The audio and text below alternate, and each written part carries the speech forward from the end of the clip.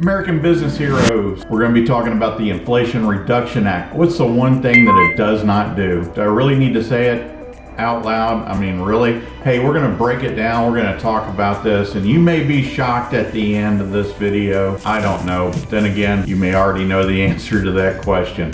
Stay tuned.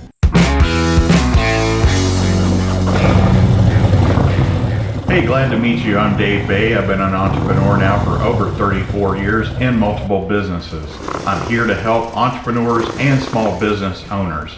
I've lived it for years, entrepreneurs for decades and generations. I have dealt with every situation and every challenge you can possibly think of. We're going to blow it up on here. No nonsense advice. Let's build a community of entrepreneurs, of small business owners. We are American business heroes.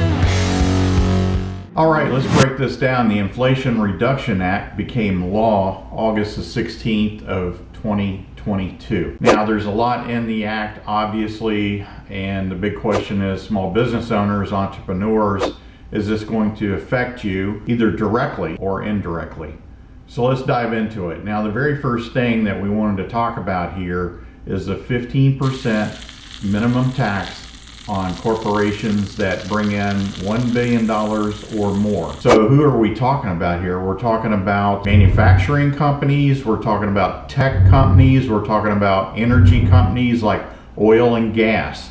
So how's that going to affect them? It's been reported that Amazon last year only paid 6.1% in tax, so this 15% minimum will kick in for them. Also, any other company that brings in a lot of money, but yet they've been able to have tax reduction benefits where they don't have to pay that much, if at all. So you might be asking yourself, well, what does that matter to me if I'm a small business owner? Doesn't that change the platform a little bit, kind of even the playing field? Think again. Maybe it will and maybe it won't. So if you're Amazon and you're jumped up to 15%, let me ask you a question. Small business owners, entrepreneurs, you know the answer to this question. Who really pays taxes and who really pays all the expenses? The consumer. Everything that's an expense, including taxes, ends up getting passed on to the consumer.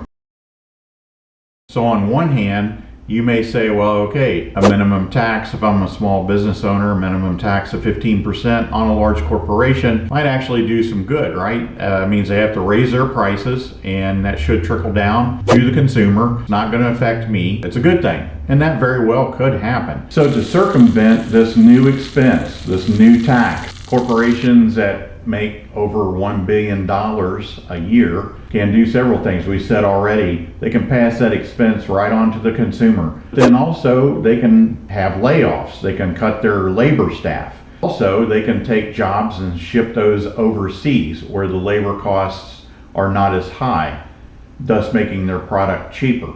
So as you can imagine, none of this is any good for America, and none of this is any good for the American consumer. So let me ask you, what do you think is going to happen to the economy if this tax is passed on to the consumer? We're talking about higher prices for goods and services. If the jobs are shipped overseas, what's going to happen to available jobs here in the United States? I mean, it just goes on and on. So how is this going to be a good thing for anybody other than the government, right? Now, a lot of the ideas for this Inflation Reduction Act, believe it or not, came out of the G20 summit. At the G20 summit, there was 136 countries that made agreement with climate change and with other factors. And a lot of what actually appears in this act is a part of that. So let's get into the climate change portion of the Inflation Reduction Act. $369 billion are allotted to renewable energy.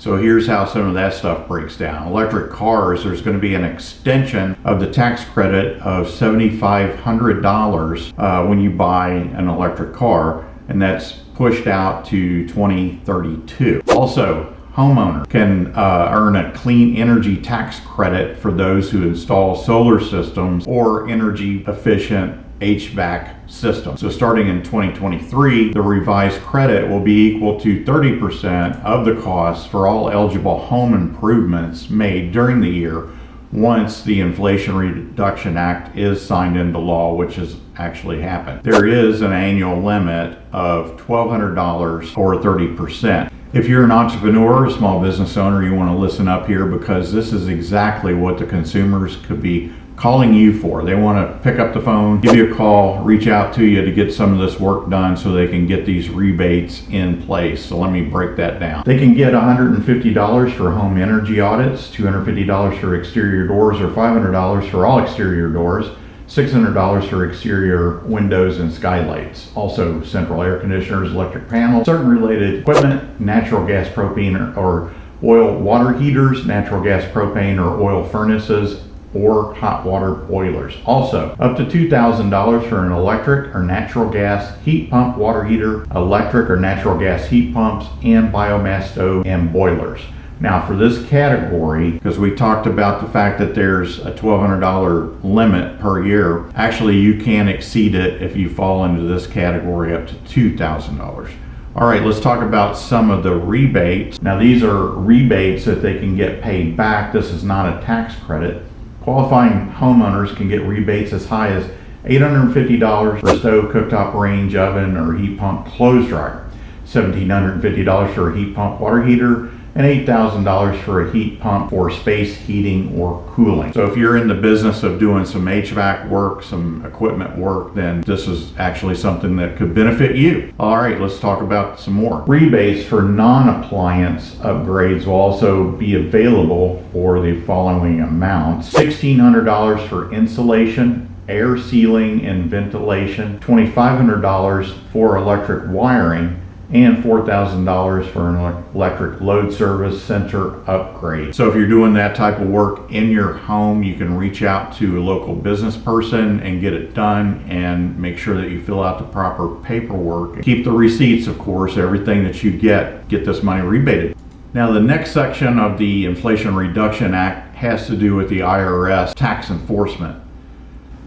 Yeah, you heard that right. The IRS tax enforcement in the Inflation Reduction Act. Hey, thanks for being here.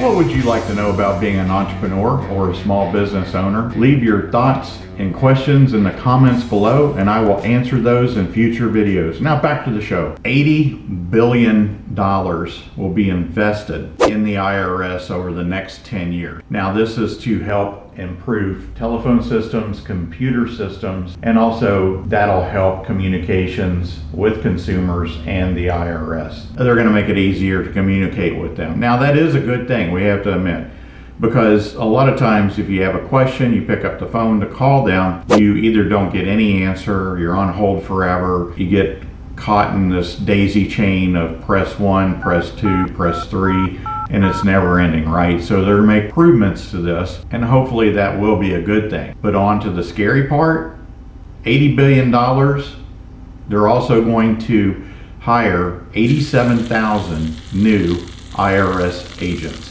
So let's talk about this for a second. Small business owners, entrepreneurs, make sure that you have a reputable accountant that you work with, and make sure that you keep all records. This is very, very important. If the IRS comes knocking, then you want to have the answers at hand for them. You want to be able to take your accountant and turn them over and have them do the work for you, provide all the information that they need to provide, so there's no question and everything's down to the penny. So small business owners, I think this is the part of the act obviously you have to be the most concerned about. But I would just say to that, be ready, don't do anything wrong, keep in constant contact with your accountant, and do your books monthly. All right, here are the top 7 items not included in the Inflation Reduction Act of 2022. Coming in at number 7, no changes to estate and gift taxes. Number 6, no increase to tax rates of high earners. Number 5, no change to tax rates applicable to individuals on long-term capital gains. Number 4, no increase to the corporate income tax rate of 21%.